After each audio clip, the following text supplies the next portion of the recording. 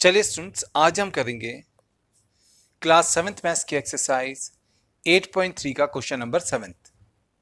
पहले हम क्वेश्चन का फर्स्ट पार्ट सॉल्व करेंगे, ठीक है। क्वेश्चन के फर्स्ट पार्ट में हमसे कहा गया है एक लिखने वाले चौक में कैल्शियम, कार्बन एंड ऑक्सीजन का रेशियो है 10:3:12, ठीक है। तो एक लिखने वाले चौक में कैल्शियम, कार्बन एंड ऑक्सीजन का रेशियो है 10:3:12। तो हमने चौक में कार्बन का परसेंटेज फाइंड आउट करना है, ठीक है। तो चलिए सॉल्यूशन स्टार्ट करते हैं। तो देखिए स्टूडेंट्स, क्वेश्चन में हमें यहाँ पर हमें दिया गया है कैल्शियम, कार्बन एंड ऑक्सीजन का रेशियो है 10:3:12। तो हम लिखेंगे calcium is to carbon is to oxygen is equals to 10:3:12।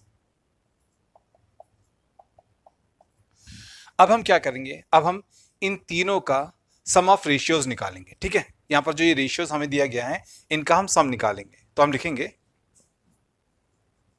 Some of ratios और हम इन तीनों रेशियोज को यहां पर ऐड करेंगे।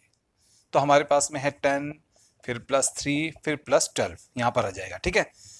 तो हमने इन तीनों रेशियोज का यहां पर सम कर लिया, तो ये आ गया हमारा सम ऑफ रेशियोज। अब जरा इन्हें जोड़ लेते हैं। 10 + 3 होता है 13, 13 + 12 होता है 25। तो हमारा सम ऑफ रेशियोज आ गया 25।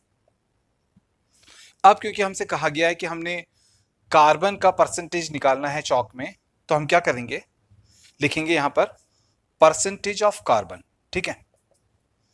अब देखिए स्टूडेंट्स, जब हमें कार्बन का परसेंटेज निकालना है तो हम सबसे पहले यहां पर ये चेक करेंगे कि कार्बन का यहां पर रेशियो में कितना पार्ट है।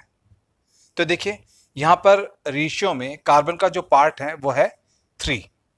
तो कार्बन का पार्ट 3 है, तो हम 3 को यहां पर लिख लेंगे, ठीक है।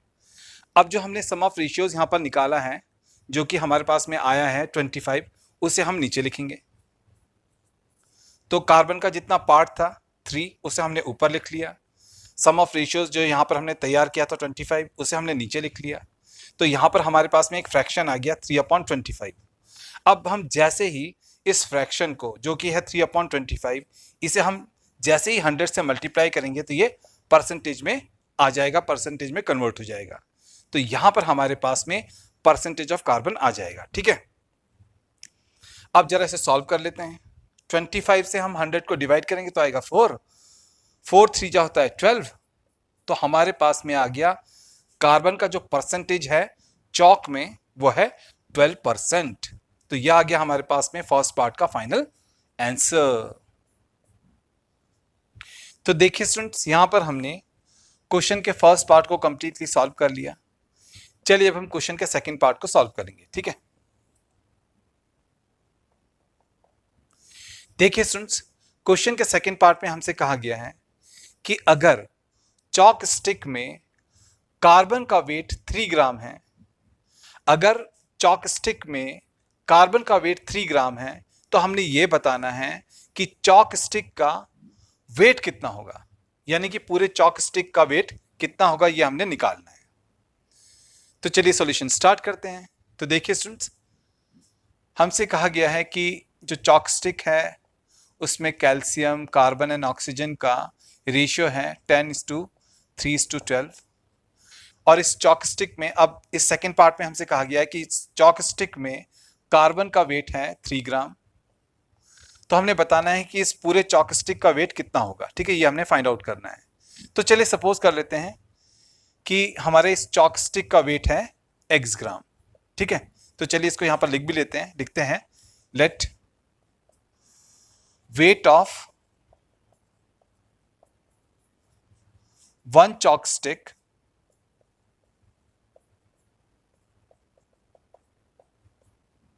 बी x ग्राम।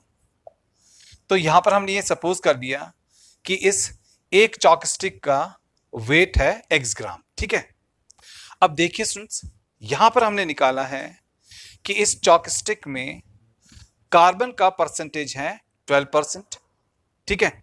यहां पर हमने निकाला है कि इस चॉक स्टिक में कार्बन का परसेंटेज है 12%, इसलिए इस चॉकस्टिक के वेट में कार्बन का जो परसेंटेज होगा वो कितना होगा, 12% होगा। तो हम लिखेंगे 12% ऑफ x ग्राम, क्योंकि हमने चॉक के वेट को x ग्राम माना है, तो जो चॉक का वेट है उसका जो 12% होगा वो क्या होगा, वेट ऑफ कार्बन होगा, है ना, वेट ऑफ कार्बन होगा।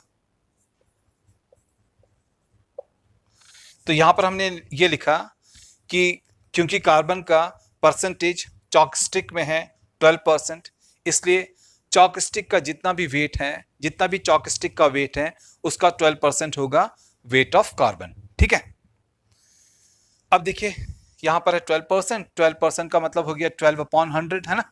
परसेंटेज जब लगा होता है तो हम परसेंट का साइन हटा करके नीचे 100 लगा लेते हैं।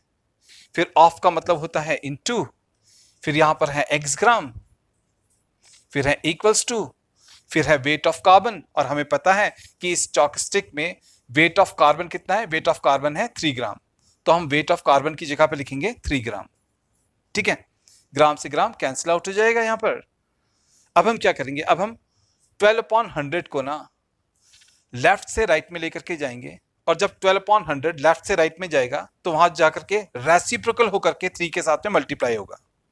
तो आपने याद रखना है कि अब हम 12/100 को लेफ्ट से राइट में लेकर के जाएंगे, तो जब हम 12/100 को लेफ्ट से राइट में लेकर के जाएंगे तो वहां जाकर के ये रेसिप्रोकल होकर के 3 के साथ मल्टीप्लाई होगा। एंड लेफ्ट हैंड साइड में x तो रह ही जाएगा ना, लेफ्ट हैंड साइड में x रह जाएगा, फिर यहां पर 3 है। 12/100 जब लेफ्ट से राइट में जाएगा तो रेसिप्रोकल होकर के उल्टा होकर के 3 के साथ मल्टीप्लाई होगा, तो 12/100 का उल्टा हो जाएगा 100/12, यहां पर आ जाएगा, ये उल्टा होकर के 3 के साथ मल्टीप्लाई हो जाएगा। अब देखिए जब हम 3 से 12 को डिवाइड करेंगे तो आएगा 4, 4 से 100 को डिवाइड करेंगे तो आएगा 25, करेक्ट। तो यहां पर हमारे पास में आ गया x इक्वल्स टू 25, और हमने x क्या माना है, और हमने x जो है, हमने जो x है उसे वेट ऑफ 1 चॉकस्टिक माना है, तो हमने x जो है वो वेट ऑफ 1 चॉकस्टिक माना है। तो इसका मतलब ये हुआ कि हमारे इस चॉकस्टिक का वेट है 25 ग्राम। ठीक है, हमने x को यहां पर निकाला है 25, x जो है वेट ऑफ 1 चॉकस्टिक यहां पर हमने सपोज किया है, इसलिए इस चॉकस्टिक का, इस एक चॉकस्टिक का वेट हो जाएगा 25 ग्राम। तो हम लिखेंगे therefore weight of 1 chalk stick equals to 25 gram होगा। ठीक है, और ये आ गया हमारे इस क्वेश्चन का फाइनल आंसर।